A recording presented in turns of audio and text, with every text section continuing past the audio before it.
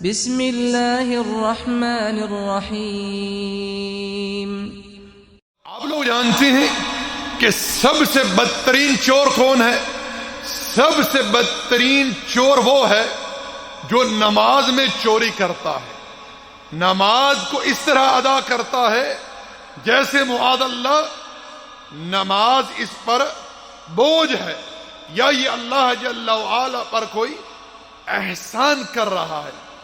اے اللہ کے بندو، اللہ کی بندیوں، اس بات کو اپنے ذہنوں میں بٹھا لو، اپنے دلوں پر نقش کر لو کہ اللہ نے ہمیں یعنی جنوں اور انسانوں کو فقط اپنی عبادت ہی کے لیے پیدا فرمایا ہے، اور عبادت اللہ کا اس کی مخلوق پر حق ہے، اور تمام عبادات میں توحید کے بعد سب سے اہم، سب سے اعلیٰ، سب سے افضل عبادت نماز ہے۔ نماز ہی وہ عبادت ہے جس کی بابت اعمال میں سب سے پہلے قیامت کے دن رب ذوالجلال سوال کرے گا، پوچھے گا۔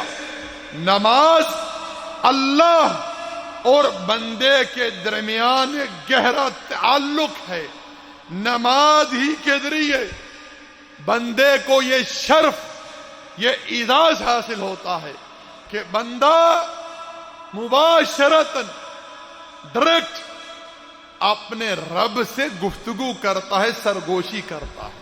اس لیے نماز کو نماز سمجھ کر ادا کیا کریں، ایک عبادت سمجھ کر ادا کیا کریں، اللہ جل وعلا کا حق سمجھ کر ادا کیا کریں۔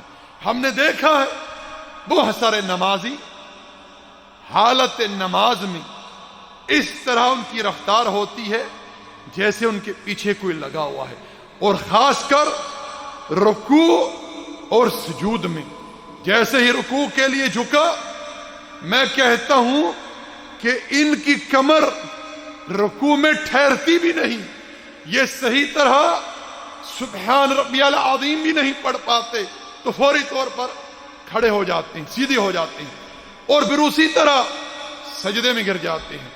حالانکہ نبی علیہ السلام جب رکوع فرماتے، آپ کی کمر اس طرح سیدھی ہو جاتی کہ اگر کوئی پانی کا پیالہ آپ کی کمر پر رکھتا تو وہ بھی نہ گرتا، اور آپ رکوع میں قرار پکڑتے، ٹھہرتے، اور ٹھہر ٹھہر کر اللہ کی تسبیح بیان کرتے، اور جب آپ رکوع سے سر اٹھاتے تو آپ بالکل سیدھے کھڑے ہو جاتے، اور آپ کے جسم کا ہر اعضاء جو ہے اپنی جگہ پر لوٹ آتا۔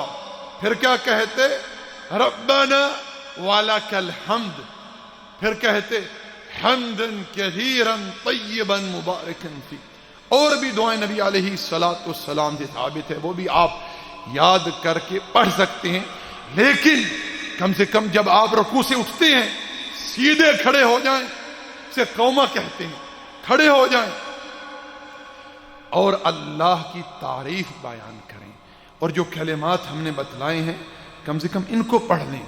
اور اسی طرح جب آپ سجدے میں جائیں تو اپنی پیشانی اور ناک جو ہے اسے زمین پر رکھیں۔ کچھ لوگ کیا کرتے ہیں؟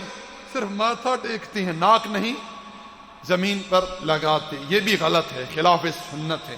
نبی علیہ السلام کا ارشاد ہے کہ مجھے 7 اعضاؤں پر سجدہ کرنے کا حکم دیا گیا ہے، ناک اور پیشانی ایک، 2 ہاتھ، 2 گھٹنے اور 2 قدم۔ قدم کس طرح؟ اللہ کے رسول علیہ السلام جب سجدہ کرتے تو آپ کے پاؤں کھڑے ہوتے اور انگلیوں کا رخ جو ہے وہ قبلہ جانب ہوتا، اور آپس میں پاؤں جڑے ہوتے، اس طرح آپ سجدہ کرتے۔ آپ نے سجدہ کیا ہے، سجدے میں ٹھہر جائیں، قرار پکڑیں، اور ٹھہر ٹھہر کر اللہ کی تسبیح بیان کریں. کیسے؟ سبحان ربی الاعلی 3 مرتبہ کہنا یہ سنت ہے.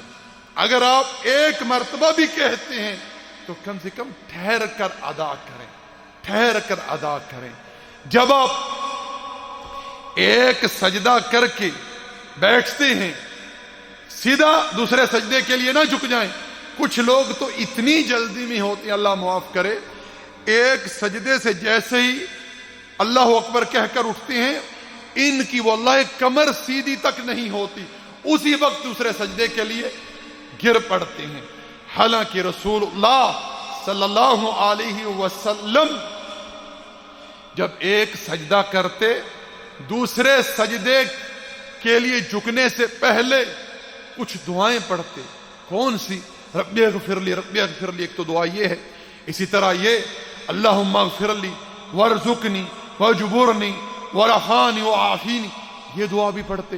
پڑھیے اللہ کے بندو، اگر آپ دونوں سجدوں کے درمیان کچھ بھی نہیں پڑھتے ہیں، آپ کو کچھ بھی یاد نہیں ہے، لیکن کم سے کم توقف اختیار کریں، ٹھہریں، اچھی طرح بیٹھ جائیں، پھر تکبیر کہہ کر یعنی اللہ اکبر کہہ کر دوسرا سجدہ کریں.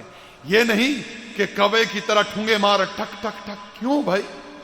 آپ کوئی کسی پر احسان کر رہے ہیں؟